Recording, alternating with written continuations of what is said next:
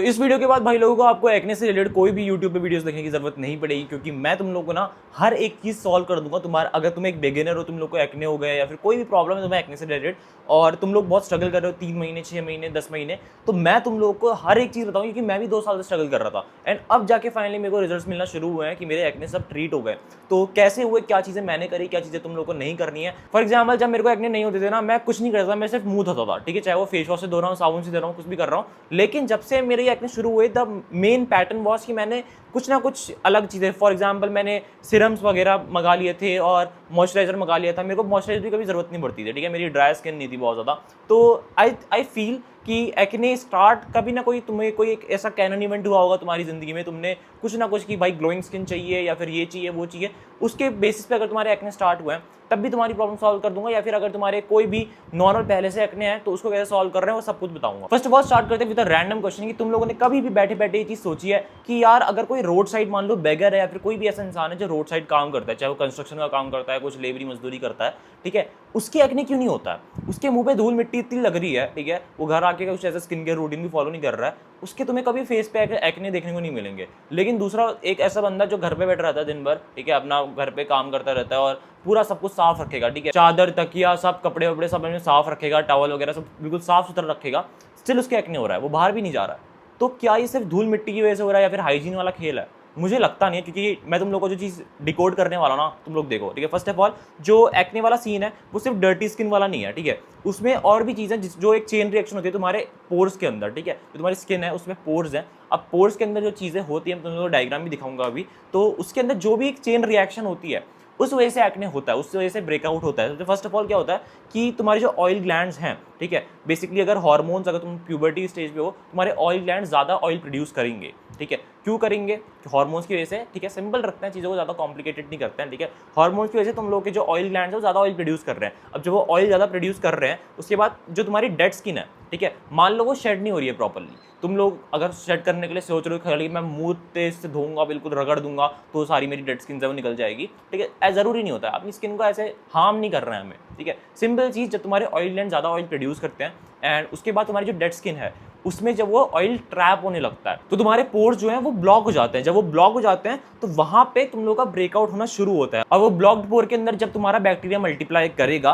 और तुम्हारा immune system, ठीक है, जो तुम्हारा अंदर का इम्यून सिस्टम है वहां पे इन्फ्लेमेशन किक करेगा, ठीक है, तो वो रेड कलर का तुम्हें ब्रेकआउट देखने को मिलता है। एक नॉर्मल एक्ने तुम लोग को ऐसा दिखेगा, ठीक है, और इसके अंदर की जो चेन रिएक्शन होगी, जो भी उसका बिहाइंड द सीन होगा, वो कुछ ऐसा दिखता है। तुम लोग डायग्राम में देख सकते हो, ठीक है, तुम्हारा नॉर्मल पोर ऐसा दिखता है और जब उसमें एक्स्ट्रा ऑयल प्रोड्यूस होता है तो ऐसे करके वो पोर्स को क्लॉग करने आता है और उसके ऊपर जब डेड स्किन तुम्हारी फॉर्म हो जाएगी, ठीक है, डेड स्किन अच्छे से शेड नहीं हो रही होगी, तो ऐसे करके तुम्हारा पोर ब्लॉक होगा, अंदर सीबम एक्सेस प्रोड्यूस होता रहेगा एंड तुम्हारा बैक्टीरिया उसके अंदर फंसेंगे और वो मल्टीप्लाई करेंगे।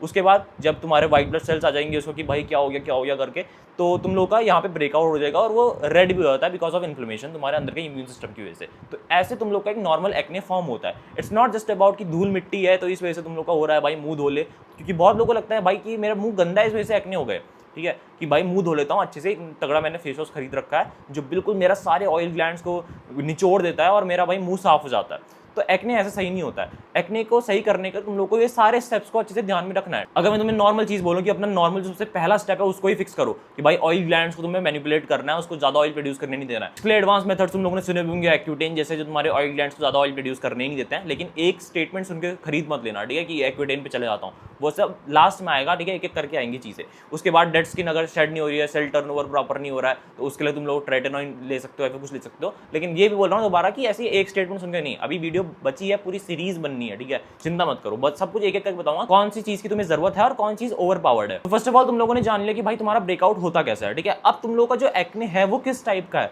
क्या वो नॉन इन्फ्लेमेटरी है? अब नॉन इन्फ्लेमेटरी क्या होता है? बेसिकली जिसमें इन्फ्लेमेशन नहीं हो रही होगी, ठीक है, फॉर एग्जांपल ब्लैक हेड्स हो गया, व्हाइट हेड्स हो गया। ब्लैक हेड्स और व्हाइट हेड्स की तुम लोग इमेज देख सकते हो, ठीक है, ऐसे तुम्हारे ब्लैक हेड्स और व्हाइट हेड्स दिखते हैं। ब्लैक हेड्स तुम्हारे ओपन सर्फेस में होते हैं और व्हाइट हेड्स तुम्हारे क्लोज सर्फेस में होते हैं, तुम लोग इमेज में देख लो, ठीक है। उसके बाद तुम्हारे इन्फ्लेमेटरी एक्ने जिसमें तुम्हारा पैप्यूल्स और पस्ट्यूल्स आ जाते हैं, ठीक है, इसमें छोटे छोटे रेड बम्स हो गए तुम्हारे जो विजिबल, जिसमें पस तुम्हें दिखता है ना, वो तुम्हारे इन्फ्लेमेटरी एक्ने में आ जाता है। और उसके अलावा नोड्यूल्स एंड क्रिस्ट भी हो जाता है इसमें, जो डीप पेनफुल एक्ने होता है, जो तुम लोगों ने इमेजेस देखी होंगी इंटरनेट पे कि भाई एकदम सीवियर लेवल का एक्ने हो गया है, ठीक है। इसलिए तो भाई डर्मोलॉजिस्ट ही ऑब्वियसली तुम लोग प्रेफर कर सकते हो। हालांकि डर्मोलॉजिस्ट के बारे में मैं तुम्हें बाद में बताऊंगा। अगर तुम्हारा एकदम सीवियर लेवल वाला एक्ने है जिसमें बहुत ज़्यादा चांस है कि तुम्हारा पूरा फेस खराब हो चुका है एंड वो आगे भी खराब होगा, अगर डार्क स्पॉट्स रह गए और एक्ने मार्क्स रह गए तो फिर तुम लोग लाइफ लॉन्ग स्ट्रगल करते रहोगे, ठीक है। तो इसलिए तुम लोग डर्मोलॉजिस्ट को दिखाओ, एकदम प्रॉपर उसकी अपॉइंटमेंट्स लो और वहाँ से तुम उस चीज़ को सॉल्व करो। तो अपना एक्ने का टाइप जब तुम फाइंड आउट कर लोगे, उसके बाद तुम्हें ये फाइंड आउट करना है कि इसका रीजन क्या हो सकता है, ठीक है। कोई रीजन क्या हो सकता है। फॉर एग्जाम्पल मैं तुम्हें नॉर्मल एक ब्रेकआउट कैसे होता है वो तुम्हें बता दिया, लेकिन जैसे मान लो तुम लोग का पैटर्न क्या है, ठीक है, कहाँ पे एक्ने तुम्हारे ज्यादा हो रहे हैं। अगर वो जॉ लाइन और चिन के आसपास हो रहे हैं तो हो सकता है वो हार्मोनल एक्ने है, ठीक है। बहुत ज्यादा चांसेस है कि वो हार्मोनल एक्ने है, ठीक है। इसके अलावा अगर स्कैटर्ड है, ठीक है, कि कहीं पे भी हो जा रहे हैं, गालों पे, इधर ऊपर चीक बोन्स पे, कहीं पे,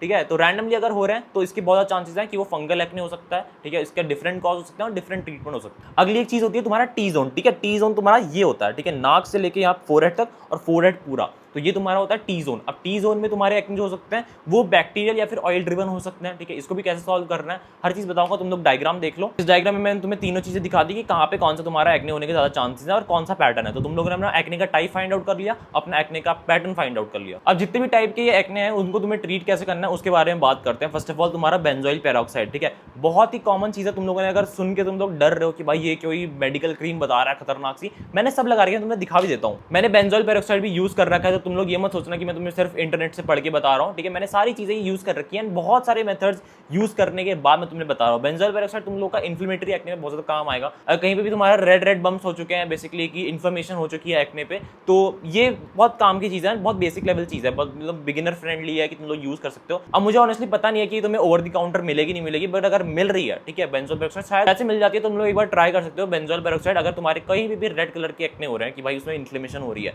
तो उसके लिए ये बेस्ट होता है। जो भी एक्ने में बैक्टीरिया होते हैं ना, मैं तुम लोग को स्टेप जो दिखाए थे तुम लोग देख सकते हो, ठीक है। इन स्टेप में जो तुम्हारे एक्ने में बैक्टीरिया हो जा रहे थे, ठीक है, फोर्थ स्टेप पे, तो इसको ये ट्रीट करेगा कि बैक्टीरिया नहीं होंगे। बैक्टीरिया अगर मल्टीप्लाई नहीं करेंगे, तुम लोग अपने बाकी चीजों पे ध्यान दे सकते हो। तो अगर तुम लोग को अपने एक्ने के बैक्टीरिया को मारना है तो तुम बेंजोइल पेरोक्साइड यूज कर सकते हो। इसके अलावा जो अगली चीज है, अब मैं ना ये नाम भी नहीं पढ़ता हूँ, जेन्युइनली बता रहा हूँ, मैं साइंटिफिक नेम भी नहीं पढ़ता हूँ, मैं सिंपल पढ़ता हूँ एक्ने स्टार। जहाँ पे भी तुम लोग को निकोटिनामाइड या फिर ऐसे जो भी इंग्रेडिएंट्स मैं तुम्हें दिखा रहा हूँ, ये तुम्हें अगर मिल जाए तो समझ जाना भाई ये एक्ने स्टार तुम्हारा ही काम कर देगा। और ओवर द काउंटर वाली ये भी एक क्रीम है, मैं तुम्हें सजेस्ट करूंगा भाई डेफिनेटली, अगर तुम बिगिनर हो, अगर तुम्हारे एक्ने अभी शुरू हुए हैं, जल्दी से इसको लगा लो, या तो इसको या तो बेंजोइल पेरोक्साइड को। ये दो क्रीम तुम्हारे बहुत ज़्यादा काम आएंगी, बिगिनर फ्रेंडली हैं और ओवर दी काउंटर तुम्हें मिल जाएगी। ऐसा नहीं है प्रिस्क्रिप्शन चाहिए इसके लिए। तो अगर तुम्हारे नॉर्मल बेसिक लेवल वाले एक्ने हो रहे हैं, अगर हार्मोनल एक्ने है तो हार्मोनल एक्ने तो बहुत लोग बोलते भी हैं कि भाई अपने आप सही हो जाएंगे, ठीक है, ज़्यादा चिंता करने की जरूरत नहीं है। लेकिन मैं तुम्हें जेन्युइनली बोलूँगा कि एक बार इन दो क्रीम को ट्राई कर लो।